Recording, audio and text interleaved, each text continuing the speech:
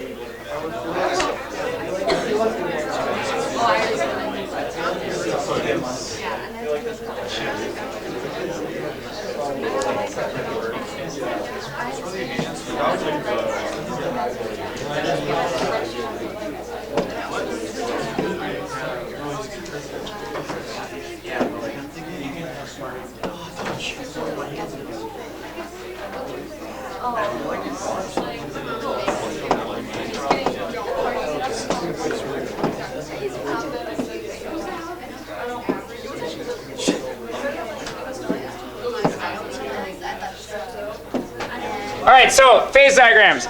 I was going to show you two different demos today, but unfortunately one of them was going to get me here really late because I needed to get some dry ice. I'm going to show you this demo eventually, but we have two phase diagrams. The first one, I'm going to have to just be creative here on how I'm writing, is actually not the standard one. You can already see it. It's of water. This is of H2O.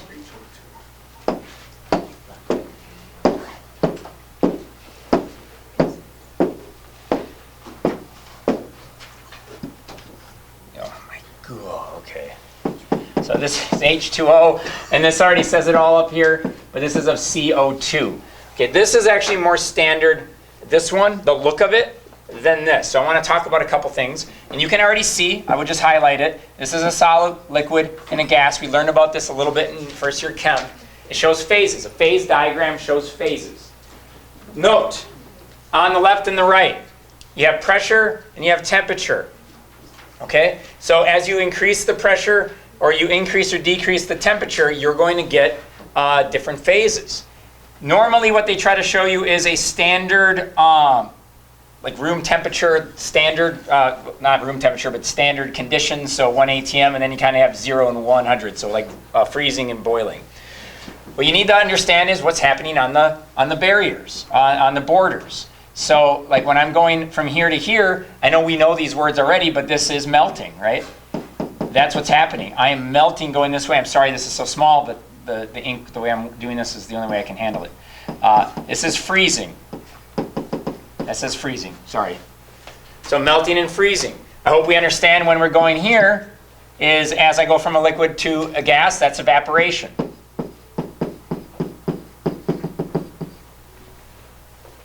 Right? And when I go back the other direction, that is condensation. So when you're on that line, you're doing both. It just depends on my direction. Meaning, am I actually increasing temperature or am I decreasing? Am I increasing pressure or am I decreasing pressure? That's all that matters. So, we get to here. And we get to here. And what's happening there? Anybody know the term when you go from an ice to a gas? Sublimation. It sublimes. It's sublimation. My favorite groups when I was in high school was Sublime. I died on heroin. And then, may not know the other direction, and I'm going to... Yeah, it is funny, I know. You're a horrible person. It's called deposition. I'll write it down here so you can... Deposition. Those are eyes. I don't know what's happening. Deposition. Deposition.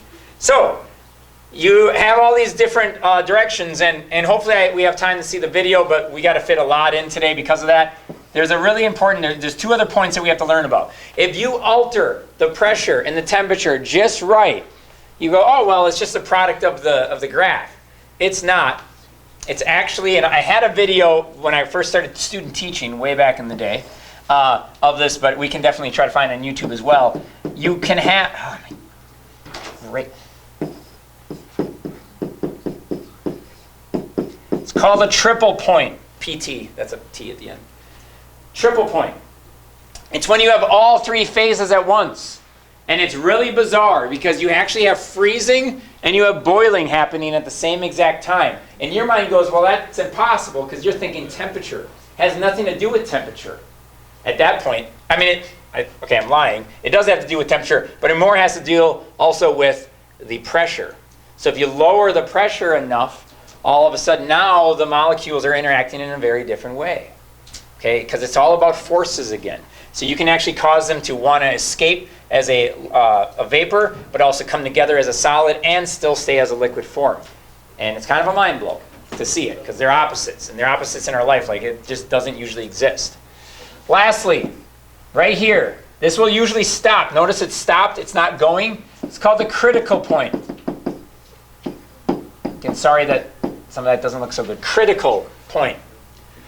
A critical point is after that, you no longer have normal behavior of the molecules. It just starts to come undone. We can talk more about that, but for now I just want you to recognize that that's called a critical point. This is not standard. And thank goodness, in a lake, when it freezes, if I put any other solid, usually, unless if it's like cork, but any piece of solid, and I threw this in the lake, where would this go? Drop to the bottom. If the top of the ice froze and went to the bottom, everything in the lake would die immediately. It'd just be like, no! And then you're done, except the ones that can go deep into the muck. So the fact that water is so unique that when it actually becomes a solid, it expands and becomes less dense, is why water is so special. This is more normal. So this is CO2. What I want you to realize is this slope is positive, that's a positive, it's a positive slope. So that means that the solid is greater than the liquid in density. Just like this is positive, so the liquid is greater than the gas in density, and that's normal. So you see here, well, I'll let you write that down. Again, slope is positive. If you have a negative slope, that means the opposite. I like to think of it this way. If the one phase is above the other, it's more dense. Okay? So, like this one, the liquid is more dense than the vapor. But check this out. This is actually going the other direction. So the liquid's actually more dense than the solid. And that's all you'd have to know. If I ever asked which, I could give you any phase diagram and ask you at the end, well, is the solid more dense than the liquid? And you don't have to be like, well, I'm not sure. I don't know that substance. I just look at the graph. And whatever region is above, looming over, the slope is positive. The one that's above it is the one that is going to be more dense. Okay, so can you interpret a phase diagram? I'll show you a problem. I have a mini lecture video that I'm going to send you. So for some of you, you'll be able to get a practice on that as well. All right, so that is phase diagrams. I laugh. Ha, ha, ha. All right, let's talk about some other things. I don't even know if I can erase. We're just going to keep going. Okay, is this the next page or thing below it or not? Or is this just a summary? Okay, so what I wanted to talk about is, let's just get this all in order now for us. If I have greater vapor pressure, if I want a higher boiling point, if I wanted something to be higher in volatility, what does that mean? We'll talk about it. Surface tension, viscosity, or lower freezing point, trying to just some different things. What would happen to my IMF strength? What would that mean, okay? So when I talk about vapor pressure, I think this one's the hardest one to have a discussion about, but is this going to work? Yes, it will. That means vapor pressure is literally the molecules on the surface of like a beaker leaving. So if they're going to leave, that means I have greater vapor pressure. Well, that means they're not as attracted to themselves. So that means I have a lower IMF. And this is just kind of in a nutshell, this is a good snapshot for you. And I don't believe that I have any of that written on the side of it. So I have IMF strength next to it. Okay? The next one. And a lot of these should make sense. Some of them, though, just are outside the box, and that's the ones I want to talk about. Higher boiling pressure, boiling point, sorry. Hopefully that makes sense to you, that would be a greater IMF strength. Again, all of it's still on the surface, so I'm adding temperature, okay? I have this on a hot plate, and I'm adding temperature to this. These molecules are going to start to shake, okay? They're going to start to gain energy, and eventually they're going to leave and become a gas. Well, or when you blew on your arm. One got cold really fast and it left, the other one didn't. The higher the IMF strength, the more energy, if you need to make any other notes about this, the more energy it takes for it to overcome that attractive force, to go from a liquid to a gas, right? That's really important to kind of have in the back of your mind. Volatile. Volatile is linked with vapor pressure. These are linked together. To be volatile means that you can smell something and it evaporates really fast. Okay, so when something evaporates really fast, so consider all this like a review for your little mini quiz tomorrow. That means it would be lower. So already what you're learning right now is the one unique one is volatility and vapor pressure, which are basically saying the same thing. If it's high volatility or high vapor pressure, it's saying that it evaporates really fast. So you'd have really low IMF strength because it can leave a liquid state and become a gas much easier. It doesn't need as much energy. Surface tension, that was going to be one of my demos today. I don't want to tell you anything about it. It's really sweet. We will do it. But we worked on that with the penny. Right, so we have this penny, and we have this liquid. Okay? That bubble, you have two forces. The forces that are being attracted to itself, which are called cohesive or adhesive when you're attracted to yourself. Cohesive, because adhesive, I think of like a glue or stick or a Post-it note sticking to something. But then you also have, just in general, gravity pushing down. And eventually, like that force is going to cause this bubble to pop. So the more it can stay together, that means that the stronger the IMFs, you would think. Viscosity is a little tricky, but if you drop something through a tube, how thick it is, well, part of it is if you've got to break through other compounds, other atoms, the more that they're stuck together, and you have to overcome that. It's like a wall. You got to break through. It's got to fall through all the way. The higher the IMFs. And then totally flip the script here. If I wanted a lower freezing point, which means that it takes that much more of a lower temperature before these atoms actually stick together. So I have these liquid atoms, and if there's a force between them, how these are speed. Ooh, see when you put lines, now they're going fast. It's really bad drawing. How slow do I have to make those before they all of a sudden stick together? That's what a freezing point is. Well, if I have a really low freezing point, that means I had to really get it low before it even would stick at all. So that means it would have a lower IMF. So basically, if something says, hey, I want a higher of this, it's usually stronger IMF. If I want a lower of it, it's usually lower IMF. The only ones that are opposite, the only ones that we're dealing with are vapor pressure and volatility. Okay?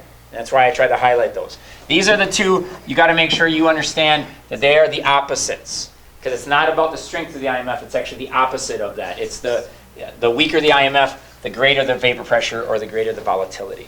Okay? So, that's in a nutshell. This is what the main parts of our quiz will be on. How can I ask you them? Well, that's what everything is about to be done for us. So, here we are. This first one I'm going to go really fast because this was our first example, so you don't need to write too much about this. But if I ask, what is the higher boiling point? Again, we've actually done this in our notes once before. You would have to identify, and it's very smart to do that, the different IMFs that exist. So this is H bonding. These are both dipole-dipoles. Why? Well, when you bond them together, these are both polar, and that's, I think, the biggest thing. These are all polar. If you had to hang your hat on one thing, they're all polar. The difference is, if you looked it up, which you don't have to, and this is just extra right now, what I'm doing. The difference in electronegativity is much lower in these two than this one. That's why that is H bonding versus the other ones are dipole-dipole. This is a super dipole. These are weaker dipoles. And the stronger the dipole, the more stickiness, the more attractive force there'll be because there's differences in charges. The charges will attract. So, again, we already did this in our notes, and you write as much as you want, please. If you write this word for word, you're never gonna get them all down, I'll tell you that. But that has the strongest IMFs. The higher the boiling point, the greater the amount of energy that is needed to overcome the IMFs. If you also want to take a picture each time or whatever. I'll also have this online. I'm going to post the video. So I'm going to try to give you an example because I'm going to ask for a couple short answer, 1 to maximum 2 sentence answers. So I want to give you some ideas of how you could write something. Notice, I'm not trying to explain what a hydrogen bond is. I'm going to come out right away and just say it is H bonding, which is the strongest. I don't need to start saying, and it's stronger because the atoms are smaller and it's a greater dipole. You don't need to do that. I used to make students do that. It was crazy. And then finally I talked to a bunch of people who grade the tests. They're like, nope, we don't need to do that. So I feel very good about that. I just want to read it out loud once. So HF has the strongest IMFs. The higher the boiling point, the greater amount of energy that is needed to overcome the IMFs. HF will end up boiling at the highest temperature. You do need to explain to me that you understand. I know it seems like a simple idea, but what the heck is a boiling point? Like, you can't just say, well, higher boiling point, higher IMF. You need to talk something. So what I did is I addressed the idea that I need to overcome that attractive force for it to go from I could say from a liquid to a solid, or a gas. Woo. Liquid to a gas. Or you could talk about it needs to be at a higher temperature, which then refers to the idea that it's higher point. Okay? But let's talk about ones. Oops. And then we actually had this one too. And I'm sorry, I meant to actually take these out, but I didn't. But it's a good one to talk about. So this is the other one that was actually in the beginning of this whole chapter. Lower freezing point. So if I asked you to identify all these, and again, I'm not going to say that. I'm just going to say discuss the IMFs and indicate which one has the lowest freezing point in a brief statement. So they're all noble gases, right? So these are all what? What IMFs? LDs? Right. So they're all LDs. Okay? So if they're all London, now lower freezing point, if only one was London, that's done, right? but they're all London. So what are we talking about? We're talking about electron clouds. Right? The bigger the IMF, what about the cloud? Larger the cloud. The bigger the IMF. Okay, I can't move anything. Good to know.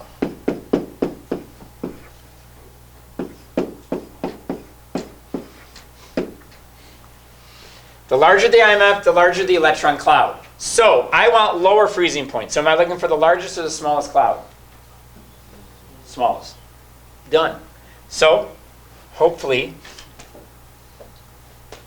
now that's a lot. And again, I'm just trying to give you words so you kind of have an understanding of how to put this into words. So it's good to hear it. Lowest freezing point would involve a substance with a very weak IMF. With very little attractive force, the substance has to have very little kinetic energy. With all substances being London forces, Ne would have the weakest IMF, having the smallest electron cloud. Ne would have the lowest freezing point. That is way larger than you'd need. You would only need to take probably something out of this. So I talked about the energy, which is kinetic energy. You don't necessarily need to, I repeated myself at least once about saying that I'm looking for the smallest attractive force. I can just say the weakest attractive force is Ne because it has the smallest electron cloud, which then would require the least amount of energy to exist before it would become a solid, or something like that. Again, so what is a freezing point though? Got to keep that in mind. I'm going from a liquid to a solid. Like, try to be specific. All right? I'm trying to have those atoms become attracted to each other. Well, they're only attracted to each other if the force, the kinetic energy, is lower than their attractive forces, which are their IMFs. So again, their stickiness has to be greater than the average kinetic energy that they have. Okay, but there are other things we can do. So I'm going to move on because we have talked about this one. Okay, so this one's interesting, and I have it right there. It says comparing boiling points. So I'm not making you redraw two necessarily tomorrow at all, but I just wrote it out like this. So it says compare two structures, and if you just want to write C2H6O, that's fine. But how could I draw this all out? Any ideas? I'm just curious if you know a substance I could make. You don't need to know the name of it necessarily, but maybe part of a name of it, or like I want to draw it. Huh? Ethyl alcohol? Yeah, so I could do an alcohol. Good. So that would look like this.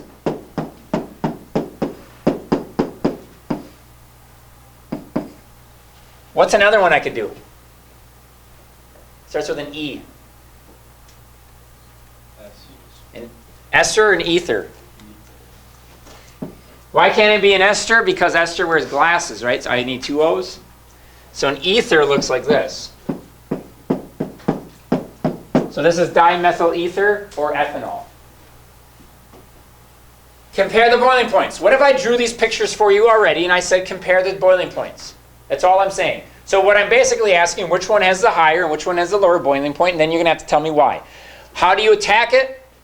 IMFs. Okay, so this is actually going to help you if you still have not finished your IMF sheet, which was actually due yesterday, but we didn't have class, so it's fine. What exists in here for IMFs? Okay, part of this is LD, definitely. And here, though, is the big one. I have hydrogen bonding. And that was a hyphen. Can you just join this right under comparing boiling points? What about the other one?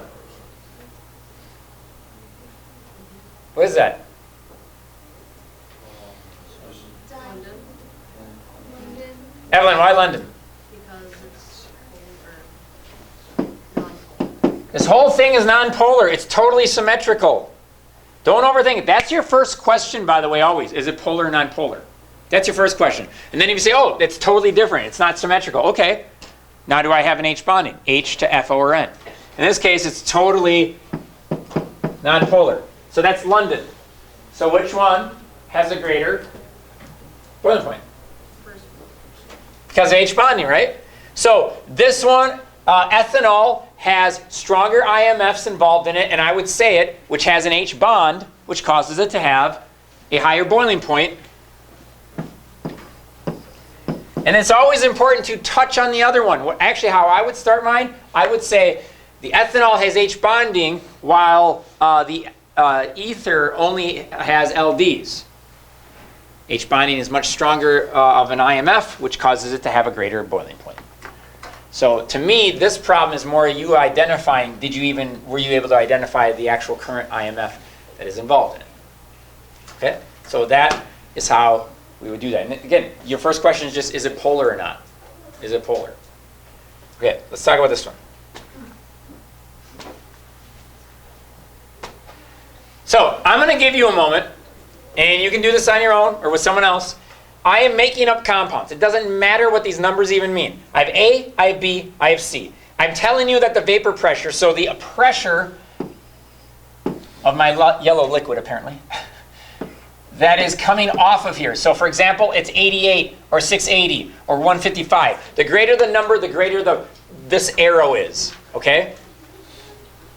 All right, so what does that mean then? I want you to rank it in boiling point. So whoa, flipping the script here. So you might have to take a leap, or not a leap, but you might have to think about this a little bit. I want to know based on the boiling points. Well, they're kind of similar, right? They're kind of similar because isn't boiling just going from a liquid to a gas, right?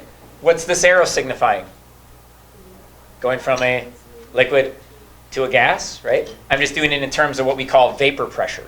So, do you understand what that is? Talk to each other. I'm only going to give you like a minute, but see if you can figure that out.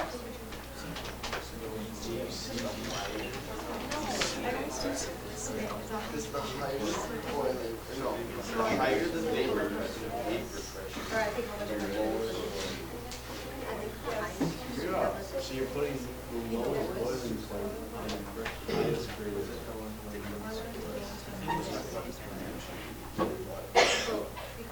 Look at the gradient. Yeah, okay, so you use the bigger one. So you're using the lowest boiling point. What are we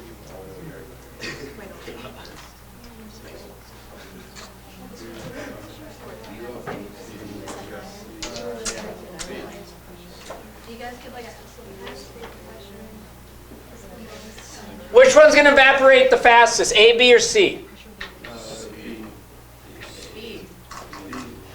If you think of it this way, I have a little arrow, I have a bigger arrow, I have a really big arrow, right? Vapor pressure, the larger the vapor pressure, the easier it is to evaporate. Well, if it's already evaporating, you adding some you adding some heat's only going to help. So, which one has the greater boiling point? The greater boiling point. So that means that takes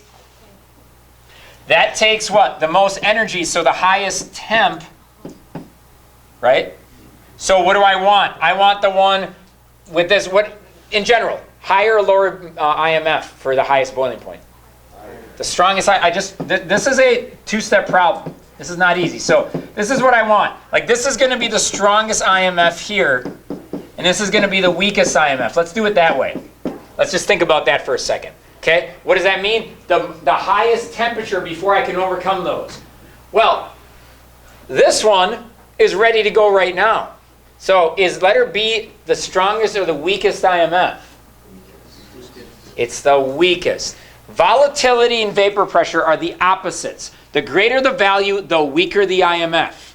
So you have to slow down whenever you get to volatility and vapor pressure. It is already trying to evaporate. So adding a little temperature is only going to cause it to get to boiling even faster. So, what's my order?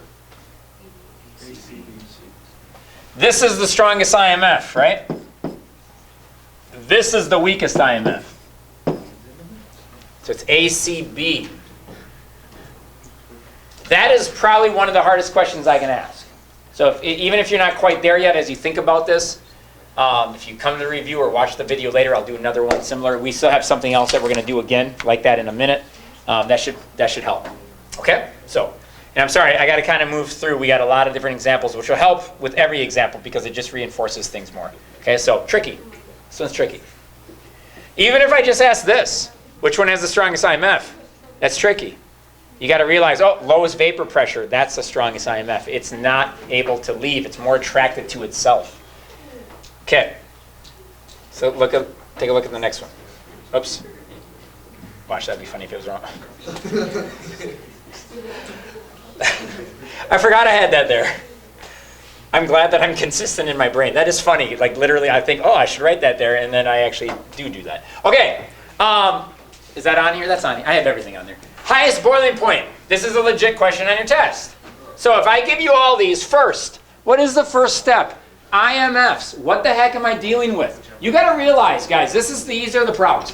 Am I dealing with, like, some of them have H bonding, some have dipole-dipole, some have London? Do some of them have a little taste? Are they all the same? Like, first figure it out so then you can address the problem. So, 20 seconds, 10 seconds, whatever. What are all of these? Don't say it out loud. And then once you know that, that's going to help you and guide you into what you should be doing, I hope.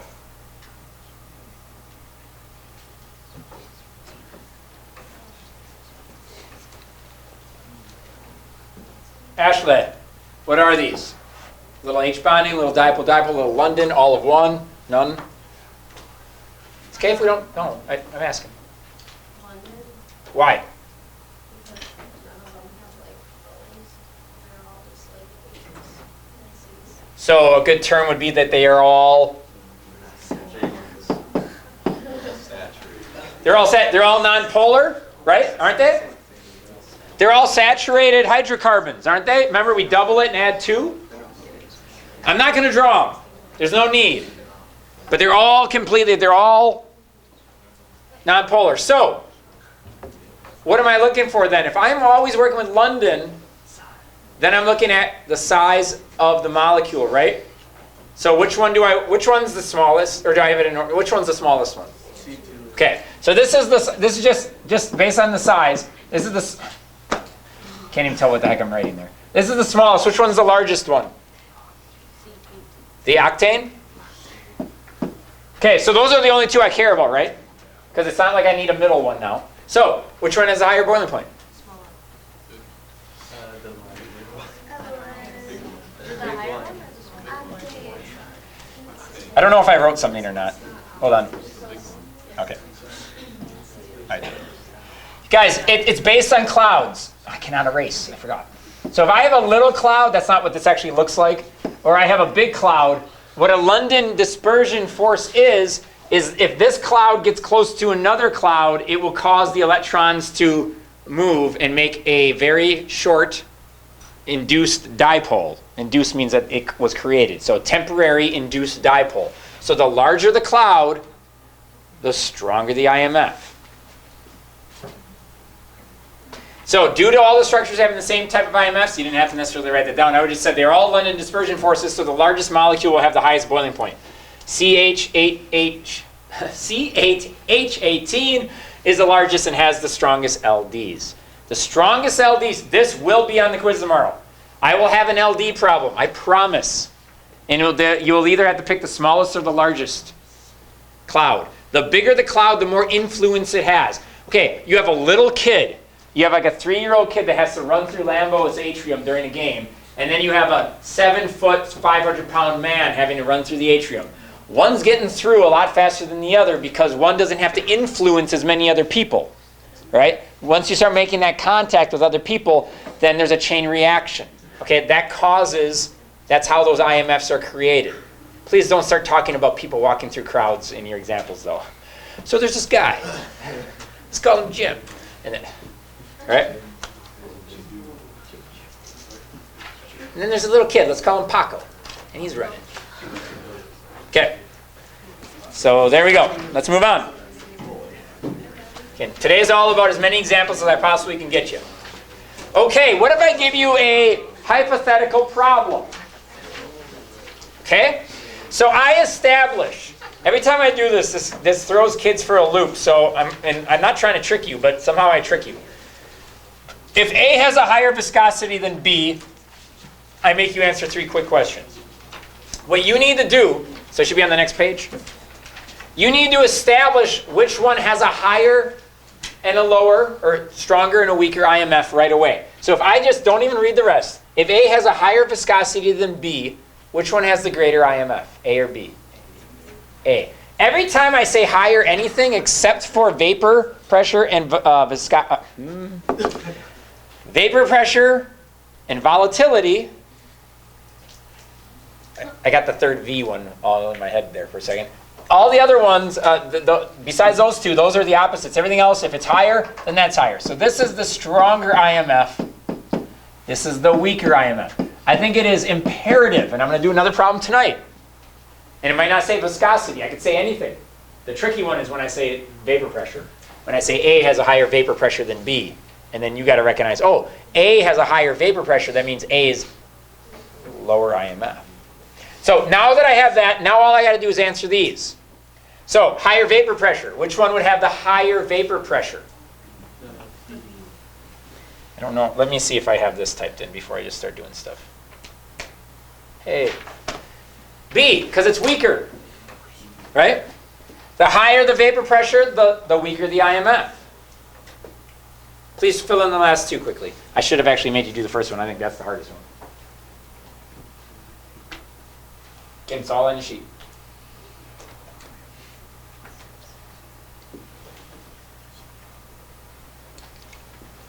So as I just told you, if this is the only one that's opposite, the other ones just follow suit. So lower freezing point, if I want it lower, I want a weaker IMF.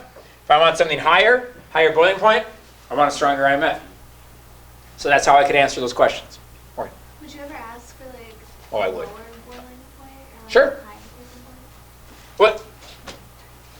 Yeah, and that's just the same idea. So if I asked for a higher freezing point, it would be A because their IMFs, they're stickier. The higher the IMF, the stickier they are. So I wouldn't have to slow them down as much for them to stick together.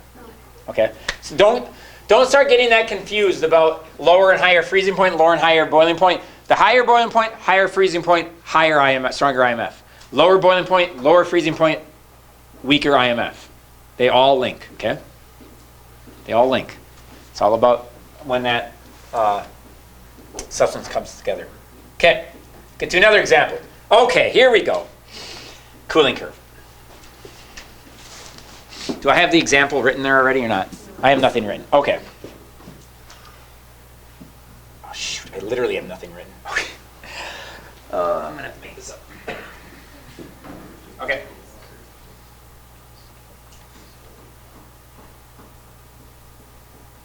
Okay, let's do a cooling curve. So this is something that you're going to have to do on your lab. The lab, all we're going to do, I'll talk more about that as we go, but you're going to have to calculate it one time.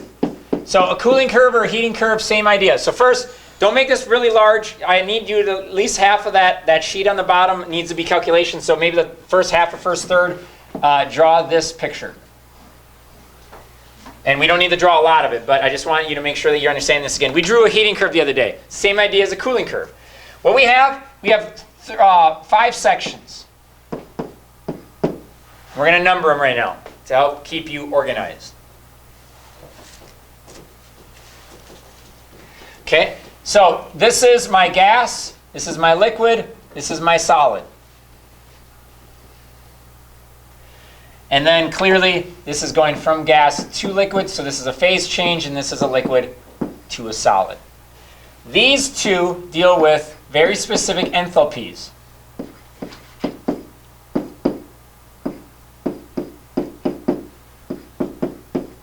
I'm going to show you what that means. It's not as complicated as it sounds, and once you see this, it's going to make a lot of sense today. So, let me give you a hypothetical. You can write this out right now. If I have 50 grams H2O, okay?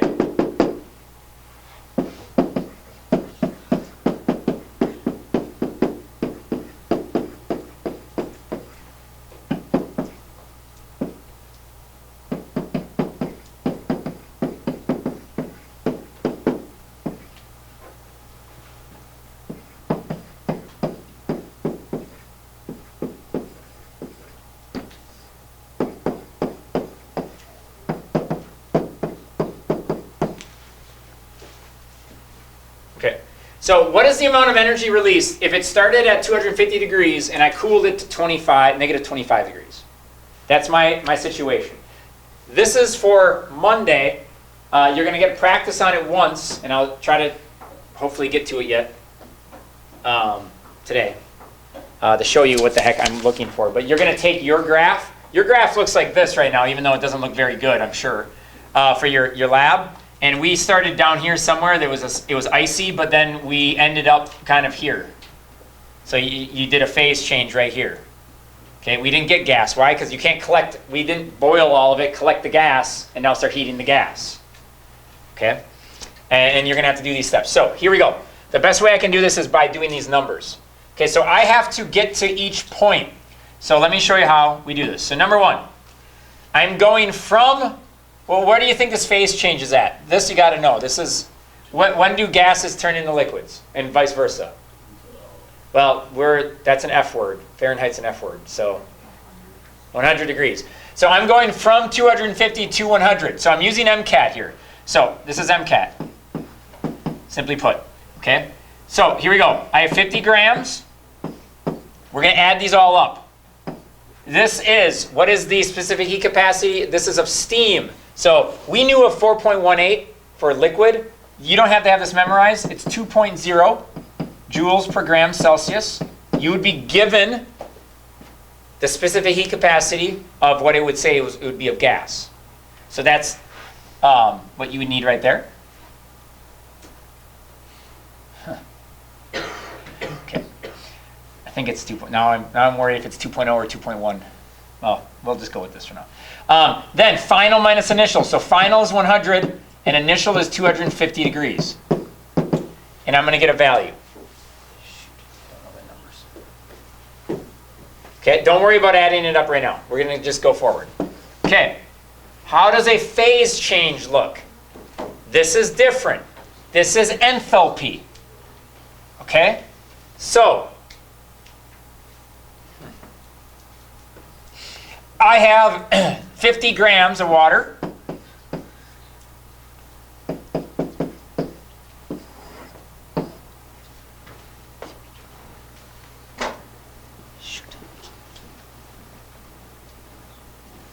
I forgot to look at one thing here. Second.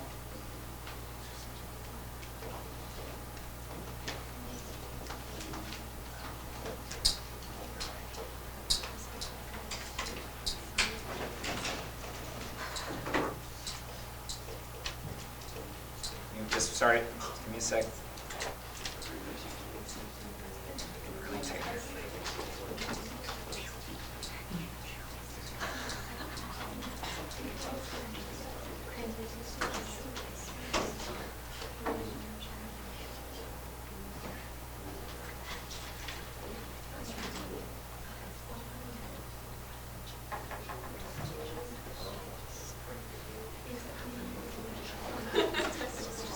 Okay, sorry.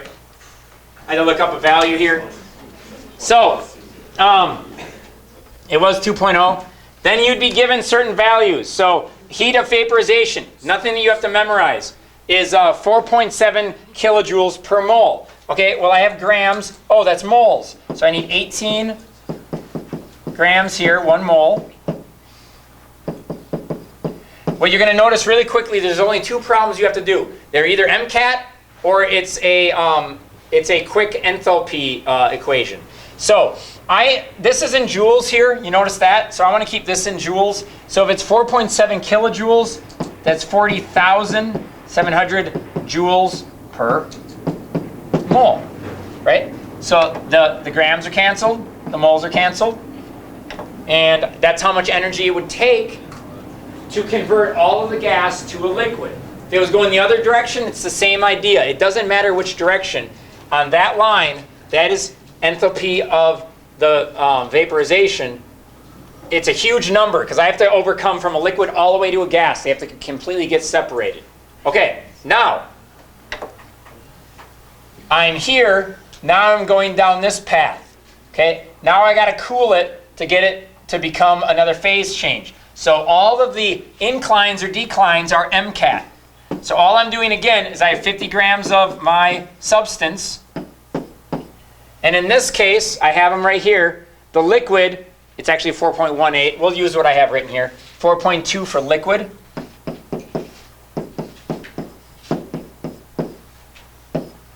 And now what is my change in temp?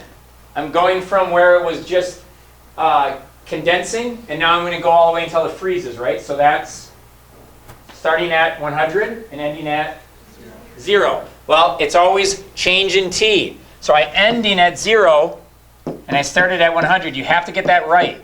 What is my value going to be, positive or negative? It should be negative, by the way. So like this one, technically, I need to have a negative number because I'm releasing. So what you could do, by the way, is right here, you could place your negative. You just need to understand that either they're all going to be the same sign. If it's a heating curve, I'm putting energy in. If it's a cooling curve, energy's coming out. Okay? So that would be this line. Okay, now I have another phase change. It's the same concept. Once you start seeing, oh, okay, it's the same idea. I have 50 grams of water. If you already did your moles, you wouldn't even need to continue to change it into moles. And now, I have fusion. It doesn't take as much. Liquid's already close together, so it doesn't take a lot of energy to go from a liquid to a solid because they're already so darn close. So that's just 6.02 kilojoules per mole. I'm going to make that into the thousands. So I'm in joules.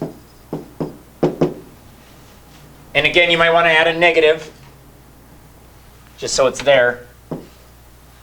The negative is only because I'm cooling. And then finally, last step. I am now taking that ice and I'm cooling it even more. Yes, you can cool ice more than just at 0.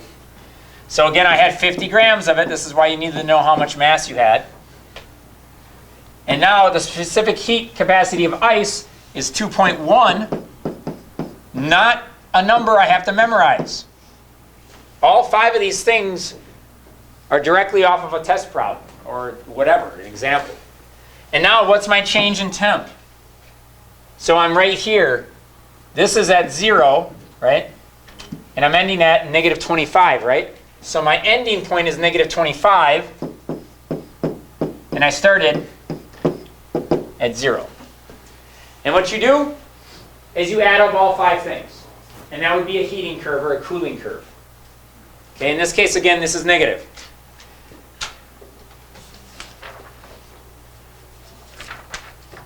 Okay, so I want to show you something. And I'd like you to draw it if you could. Sometimes you'll see this, now more on a heating curve, you'll see this because it's going in a different way. Well, either way. You can get a bump right here. So from a solid to a liquid, you get this bump.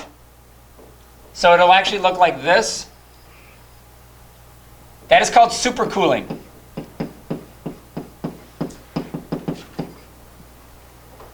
And sometimes on a heating curve, right here, so I got to do it on a heating curve or it doesn't really make sense. You get a bump, and that's called superheating. I don't know if you've ever done this. If you have a really nice coffee mug, it's really smooth, or your parents are making coffee, and then they put a spoon in there, or they drop some sugar in there, and all of a sudden it just explodes, like all the water explodes. That's called superheating. You ever boil a mac and cheese or noodles, and it keeps overflowing, right? You're like, what the heck? It's getting all frothy. It's way too many bubbles. Why is it doing that?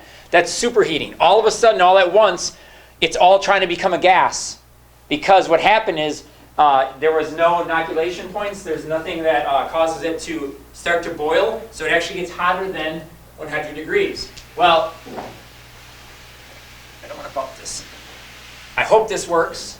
You can do things where it's colder than 0, but it doesn't know it. And I have 6 chances for this to work, so I'm hoping that the first one will work. So this has been sitting in here for a while. This is a Fiji water bottle, and what's cool about Fiji water bottles is that the bottles are extremely smooth inside, and the water inside is very pure. So please watch very closely. I hope this works. If not, I got 5 more tries. It might not have been sitting in there long enough. Okay, that one's not going to work. Please, one of them work.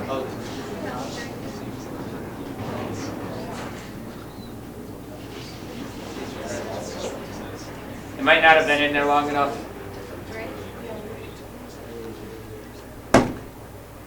None of them feel cold enough.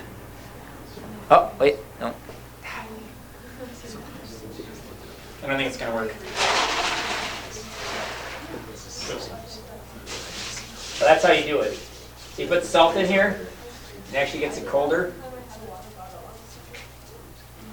I don't think I did this well enough yet. Oh, come on, one time.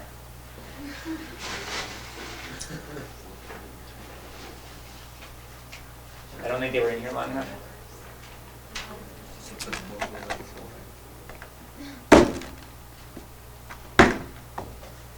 That's a bummer. Oh, I'm not feeling good about this.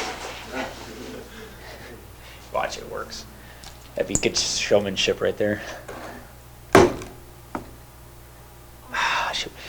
I will get this to work. I just put them in the beginning of the day. They usually got to be in there about 3 hours. What would happen though, and you will see this, all of a sudden it starts to become a big block of ice. And it all starts as a liquid, which is pretty sweet. There will be, the last sheet, I will be putting in the next 20 minutes, just some extra problems. Does anybody work? Yeah. Which one? This one? Oh, just a little, but you can actually, I mean, it turns like solid white almost. Guys, we will continue. There's like 2 more. Wait, what's on the next page? So I'm going to just do those last couple problems online, and then I'm going to draw another phase diagram. It shouldn't be more than about an 8-minute clip. Please watch. I'm going to send it to you as fast as I possibly can. You have a heating curve sheet. Just to finish up, we still got about 2 minutes. The sheet for your heating lab, curve lab. This is all we're going to have. You need to print that out. If you want to make annotations, you definitely can. And we're going to go right to time here, and we're fine on time yet. You need to print that out. If you need to kind of trace the lines a little bit, that's kind of what your heating curve is going to look like though, so I want you to print yours out. It says right on top what you need to do. You need to label everything that's on there. What do I mean by that? Like this is a solid to a liquid, okay? Then, as well as you can, you need, it says calculations. You can do it right on your printed sheet if you like, or in your lab book. I want to know how much heat was put into your heating curve. So you don't have as many sections, right? You have about 4 sections or 3.5. So you're going to have to make an estimation of how much you maybe boiled off. And I know that's a horrible guess that you have to make. I'm not checking your ideas, but let's just say you had 250 milliliters. By the way, that's 250 grams.